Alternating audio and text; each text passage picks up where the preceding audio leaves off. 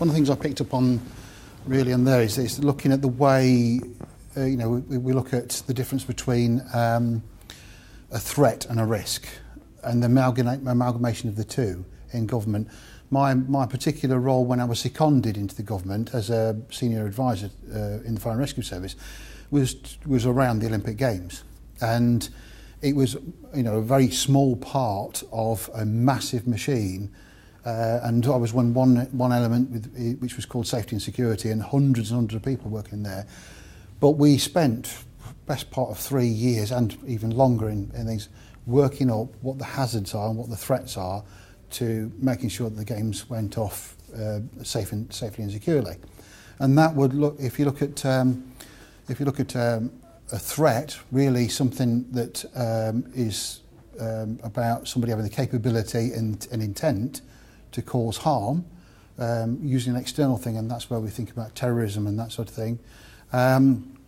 Whereas risk is more like it's the potential to do it and the harm that the probability and the harm that it could cause. And of course one informs the other. So we looked at man-made disasters that could happen, we looked at natural disasters that could happen, for example, everything from transport incidents, flooding, anything that might have affected the Olympic network or the smooth running of the games or any particular event, and of course the whole range of things that somebody with the intent to disrupt the games for whatever reason had to be thought through and planned. And I think the main thing about that is actually the planning and the exercising. Some exercises is going on 2 or 3 days, 24/7, involving absolutely everybody who would be involved in a realistic situation.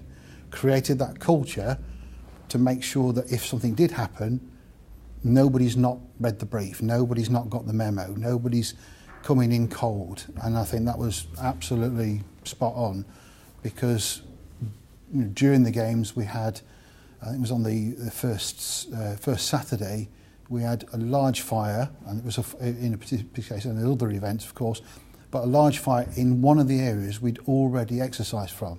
So for us involved, it just felt like an exercise again. And everybody responded really well, and everybody was briefed, and the information flowed about what was happening.